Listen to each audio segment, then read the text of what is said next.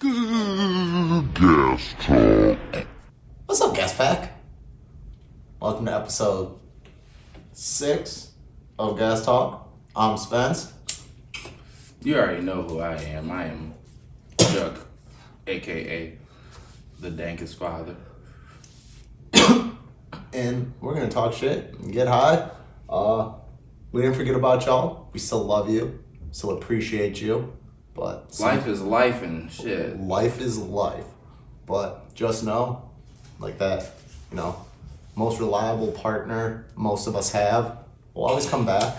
There's always that consistency, that faithfulness. We that best friend. You're not going to talk to us every day, but we always there when you need us. So, we got you. Always. Welcome back. Shit, this week, we're going to review the Zalympic MI. Shout out to Exotic Matter for putting that together for Michigan. We're going to talk about, would you rather work at a corporate store or a mom and pop? What else we got? Kind of the role influencers play in today's market, and if they actually mean something, or are they just trying to kind of capitalize on Instagram clout, or kind of what they're doing. Kind of how we feel about the Detroit stores and how they're operating, and what they're doing. Let's see what that's talking about. Yeah, good show, a lot of good shit. But yeah, just because we've been away from you guys for a little bit. We dropped last week. We only missed a week. Yeah, but I mean, this is the extended fam. I don't know. It doesn't feel the same. It doesn't. Stay on schedule. Yeah, we trying. We out here for y'all. So, but shit, I'm gonna lead with what blows my high, because everybody knows last month was February. Black History Month, easy. But what a lot of people don't know is that most dispensaries, I don't know if brands gotta do it also, but there's a thing called the social equity program, and they have to submit that when they file for their license. And I'm gonna just be honest, I didn't see shit about Black history in no dispensaries. Not this year. And I mean, Black dollar's the number one dollar. We in that bitch spending money. Fuck yeah. But what did you do for us? But as soon as March 1st hit, and don't get me wrong, I love women, nothing against them, but you saw all this Women's Month shit everywhere. I love it. Stick with it. But I'm just saying, what about the people? Are marginalized people. And I'm not about to beat y'all over the head with, oh, we're not one incarcerated, we're still in jail. We already know that bullshit. But what you do got to touch on is those same motherfuckers who aren't celebrating Black History Month are the same ones that have "We support Black people and Black businesses" posted on their Weed Maps page, and literally have the little black bar on their Weed Maps, and with a fucking African flag or some shit. Yeah, and the crazy thing is, it's prejudice is alive and well. Like a motherfucker. The cannabis industry. And tokenism. Oh, yeah, for sure. Tokenism is at the top of the fucking cannabis industry, if you ask me. Because I know, speaking for myself, that I know my shit. But I also know that I will get overlooked just because I'm an outspoken individual and I have a little bit more of a tan. A little bit. But, yeah, and that's the wild thing is people will consistently get overlooked for positions and roles that should rightfully be theirs solely based on factors that have nothing to do with the job. Skin color, sexual orientation. Oh, that's Olympic box hitting back, boy. Racial, race, sexual orientation. If you're wild enough to talk about your politics, political beliefs and shit. Which you shouldn't do. You should definitely not do that in a dispensary. It's just at work, period. But yeah, it's a lot of factors that go into it. But I, myself, Chuck, feel like people that say they really in it for the people, at the end of the day, when it all comes down to it, they're not. Oh, fuck no. And I'm calling that shit out. Do something about it. And that's pretty much it. But shit, like you said, it's hitting, but it ain't hitting like I thought it would. No. This box. So, to the box, man. It's Zalympic box. It dropped, March 3rd? That was last Friday. 20 growers, 2 grams in a jar. Today we testing out 19 at the moment. Might roll another one up. But I'm really underwhelmed. I'm not gonna lie. As a consumer, I was excited about the no runts to see, what they could do. If you could actually grow, or if it was stuck on a very good strain. Probably, I'm not a grower, but I don't know, it don't seem like it's hard to grow runts if you can't grow shit else. I mean, growing takes a lot of time, effort, and attention. trial and error.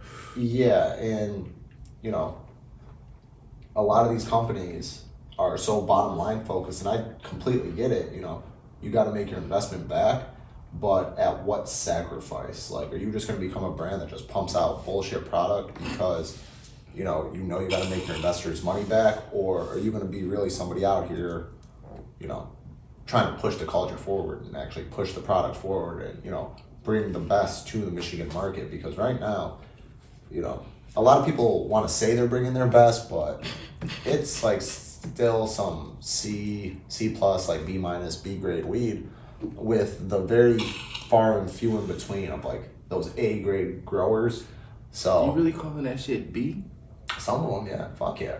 Like, dude, But it's more D's and C minuses than it is A's and B's at the moment, from my perspective. so I feel when it's good weed, it's either really, really good weed, I've noticed, or if it's bad weed, it's pretty fucking bad weed.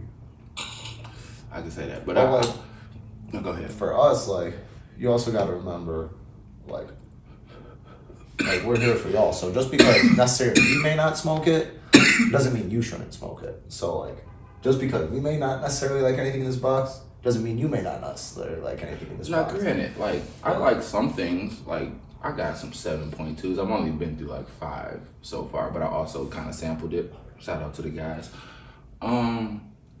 But I don't know if like I expected more. So you know how you kind of amp something up. Oh, for sure. Like if a bag drop, you're like, "Ooh, I'm about to get blown," Definitely. and then it's not to your like. It might not just be to your Turk profile. And like the thing is, they did a great job with the rollout of the whole Zalympics box and shit. Like, it was killing them. Like, the marketing. It's getting bigger every year. I mean, last year was yeah, it's dope, but popping. this year it's twice as big. I feel like it was actually talked about for months. Like, I can't wait for that shit. Definitely. And I'm still glad we got a chance to get a box. Yeah, people were hyped for the rollout of it, and I'm sure people were really happy with the box. You know, we'll just say from what we've seen thus far, you know, there's nothing to write home about. I say they went for gas and not taste and not looks so far. They went for gas. And the thing is, like, I noticed with a lot of OG strains and like Kush strains, you're gonna trade the bag appeal off for like the smell or like the taste And the actual smoke. Yeah, like I call it butterface weed because everything's good but its look. So 19, the one we smoking on, not bad. It's like I wouldn't pay 40 and 8 for it. oh hell no. But you know, somebody like, hey, try this out. I wouldn't be mad at it. And like, it's funny you say I wouldn't pay 40 and 8 because a lot of the dudes in this box, a lot of the companies in this box are trying to like put that forced mandated pricing. Like, oh, I don't want my shit to be below 35. It's like, okay, homeboy. Is it worth that? And I'm not talking about anybody directly. I've just dealt with this with quite a few vendors. It's like, once that money hits y'all bank account, I can give this away for free. Like, I bought it. It's mine. it's mine. From seed to sale, but now it's mine. Like, I respect you. I appreciate the hard work you did. Y'all killed this weed. But if I want to sell it for $1, that's my prerogative. Like, I'm allowed to do whatever I want to. Whoever says you can't give shit away for free, at least to black people during Black History Month. Yeah. So, yeah. Yep. I wanted to give weed away to black people all through February. Penny that shit out. And I wasn't allowed to. I heard that 2 growers said, cool. Oh, yeah, they we'll were down. send you weed. They were down with it. But the corpies weren't with it. I don't know. Like, we ain't getting reparations. We might as well get free weed. I'm done talking about black people, though. I mean, like, not done, but, you know. I won't harp on it. Black people are disenfranchised. They need more in this industry. That's not what this episode is about. It's bullshit. I don't care. I'm here as an ally. Oh, no, 100%. He ain't lying. And we out here. We're pushing this shit forward. Not just for us, for everybody. 7 days a week over here. I've been doing this shit for almost 30 years, man. But yeah, no, like to bring up your thing, corporate red tape is definitely like a big fucking thing in cannabis, and I completely understand the accounting, the compliance, all that back end foundational work that's extremely important. You might need to relight that. All that back end foundational work that's extremely, extremely important. But you can't lose a soul of a shop. Like, that's what I've noticed. A lot of these struggling stores, they think they can just cookie cut a store from Cali to Michigan to... It's a different environment. You know, it's a different demographic. Exactly, dude. And like, you need to really immerse yourself in the community you plan on operating in, because customers It's just like, customers will shop at Walmart, but they don't necessarily fuck with Walmart. They know their liquor store clerk around the corner they by want name. Exactly. They want that interpersonal interaction. I get that. But with that being said, on the flip side, like up and coming mom and pop, because in the metro area, it's a lot of those singular, just one shop setting up. Like shout out to all the social equity dispensaries I got opened up. Yeah, we will give a free shout out for that. Houses Inn over on the east side. Houses Inn, black owned and woman owned. The Cut. Definitely go check them out. The Cut on Grass is black owned. I think it's woman owned. I'm not sure if it's black owned, but I think it's 2 women. I thought the Cut was like a cookie branch off. Maybe. Maybe they got the licensing for it. I'll figure it out. Yeah. We'll do some research. But no. For Women and Black History Month, Houses Inn, go fuck with them. We sticking to it, fuck it. But like, it's like mom and pops is cool, but then they don't understand. They might not understand cannabis to where like a corporate place understands cannabis, but they still want the money. See, I think it's flipped. I think the mom and pop shops oftentimes have a better understanding of the culture that they're operating in, and then the MSO from the area. Yeah, exactly. And then but what if they don't understand cannabis? They might understand people. Oh but, shit, bro! If you our first guest on the show. Yes, Shaquille O'Neal. What's up? But if you understand people, you can connect with them, and you can, if you're not stubborn. But again, if you're a small mom, that's what he does when he likes people. He's like, it's a pibble nibble, it's a little love nibble. But the mom and pop shops, they aren't a part of the community. They want to be a part of the community. They want to give back.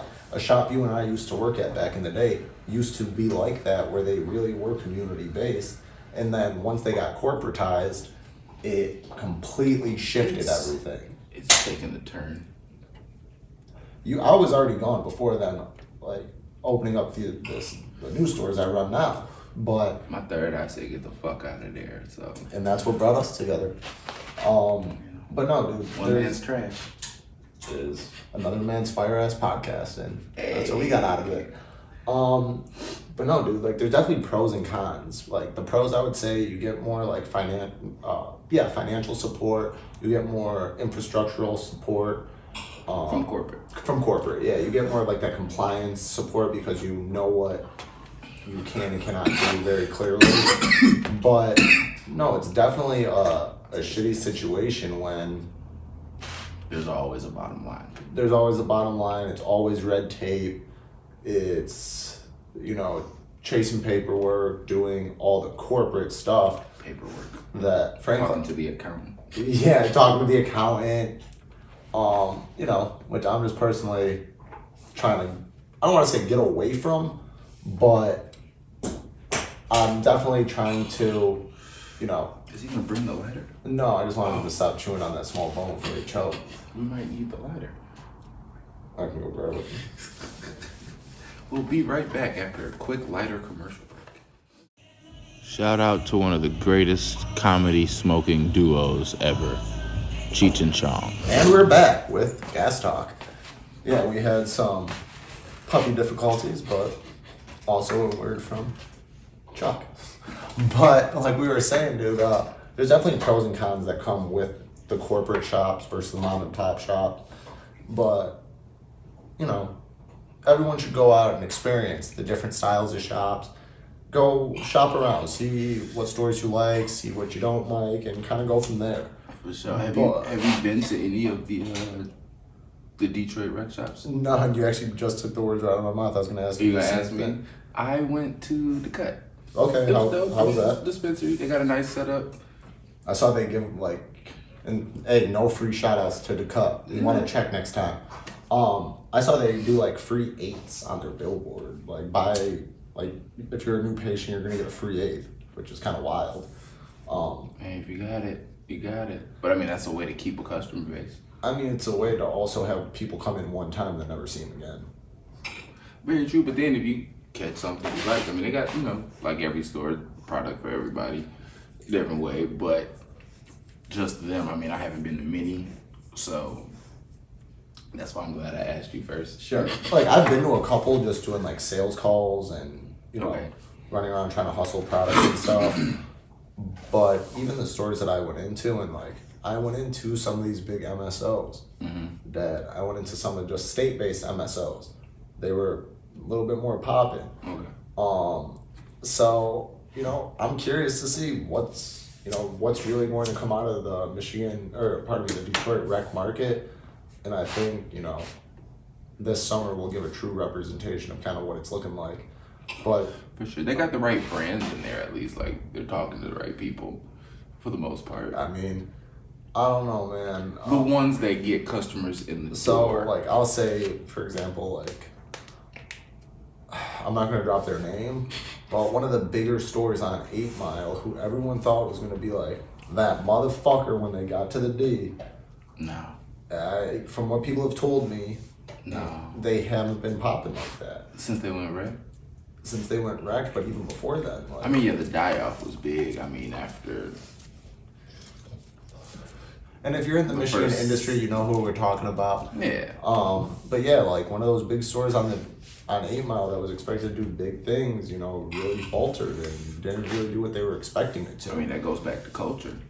That goes back to... That store was supposedly like the culture. If you remember, like they hyped themselves up as being like, we're part of the culture, we're culture. But that just goes to show that you can really lose that soul of a company when you do go into being an MSO and like you lose the core values. Because I'll say when that company was operating back in their home state, they were the gold standard and people really held them to a high standard because they were consistently bringing That's why the hype was so big when they got here. Exactly. And then, people got severely let down and, I really hope they can bounce back. And, I think if they bring in some like some brands like Viola, bring in some fatties, bring in some like... I haven't been in there in a while. Like high quality brands and like push them, they can do really well. Sell a Zybox, you at least get a line. Yeah. One day. Do something. I got lucky though. I knew where to go. Where'd you go for it? I went to, it's on the fucking box, some Herbology. Herbology? Yeah, but they have like an express store. So they got a little drive-through and it's like maybe 4 or 5 employees. That's tight. Yeah, I didn't have to stand out and do none of that shit. I just...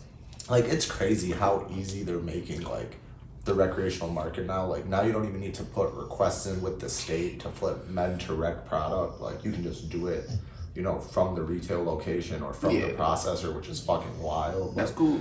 The state's really changing. Detroit going rec, that. They're making it convenient. I can say I still want to be able to, like, get my med discount because I still have a med card. Like, honestly, I think that's going to end up going away pretty soon. It is, because, I mean, what's the fucking point? Yeah. When you're just really another person without that card. Like, straight up. But, I mean, until your current card expires, I feel like you should still get the perks because you didn't. Why not? Oh, you were doing that with the... I was like no. Oh, all right. I'm like, you should still get the perks. Oh, yeah, definitely. You paid for the card, you were expecting, like, the benefit. And, even as a retailer, like, I would give you that perk, especially if other people aren't doing it, just so you would come back, for one. But then it's like, you got your card. You may have it for a real reason, because some people still do that. Or, come on, you can come get on camera. Come here. He's camera shy. Come here, Shaq. Good boy.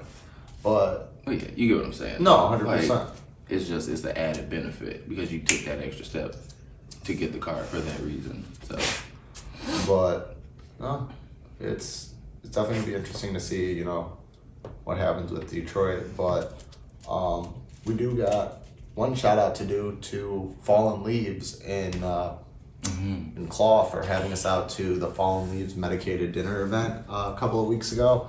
It was interesting. It was definitely interesting.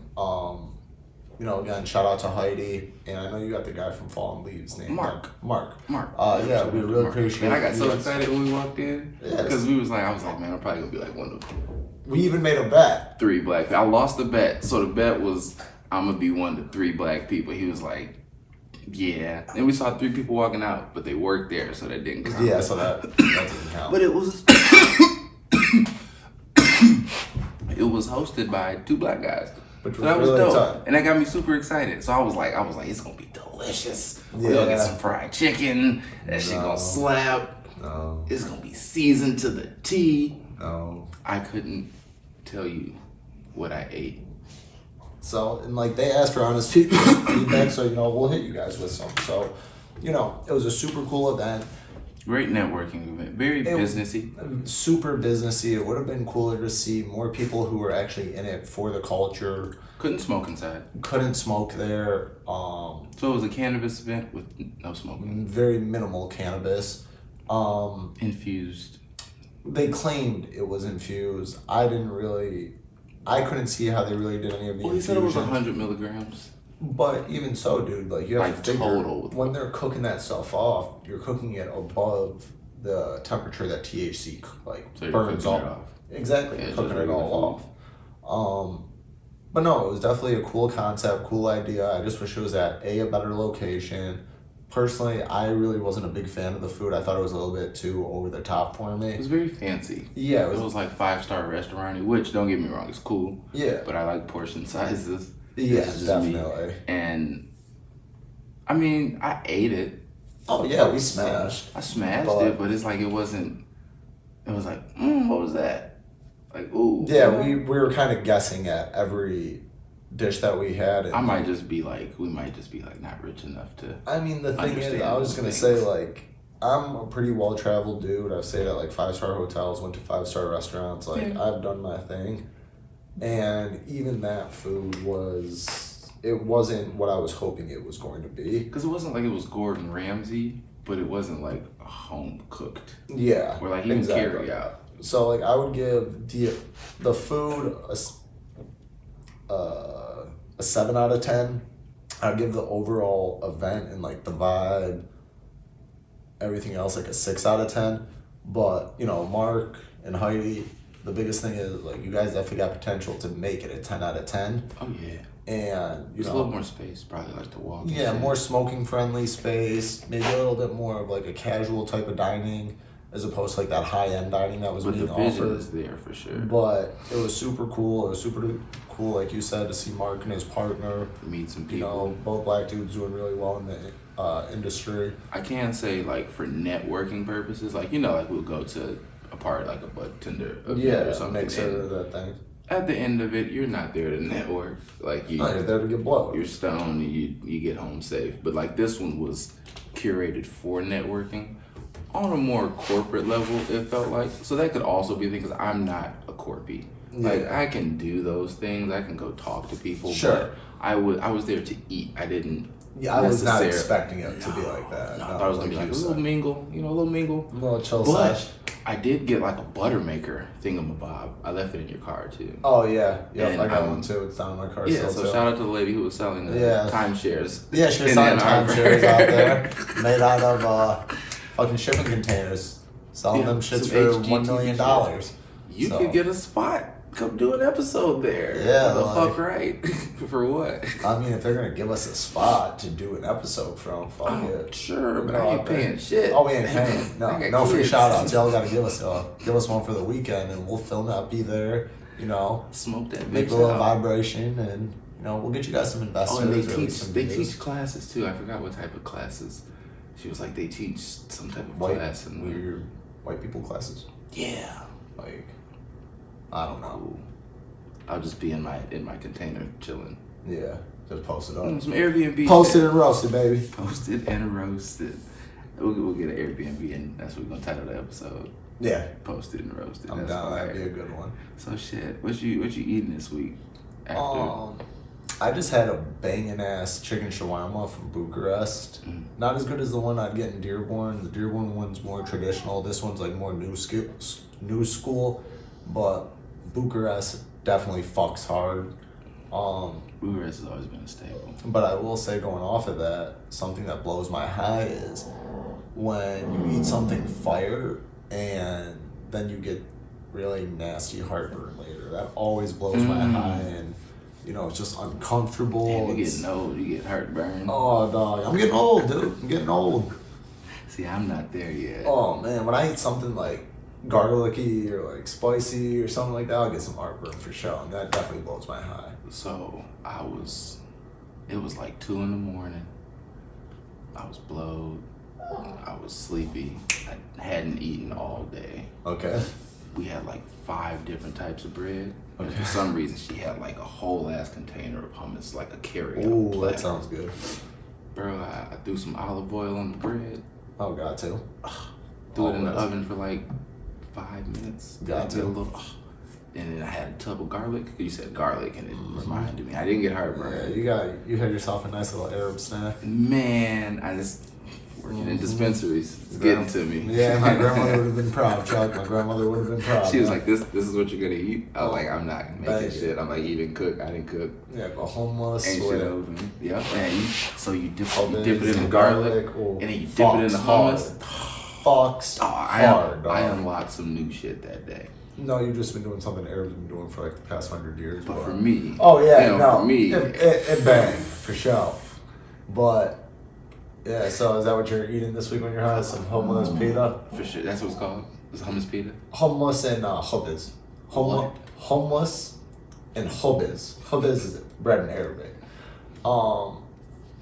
So Did we teach each other? yeah, we're out here educating on cannabis, Man. languages, Culture. like. Yeah, because I taught him not to fuck with Trick. Don't do it. All I know is You live here. Don't do it. yeah. He's He old, better but get his homeboy from Heavyweight Heads under control. That's all I'll say on that topic. But yeah, You know who you are. yeah.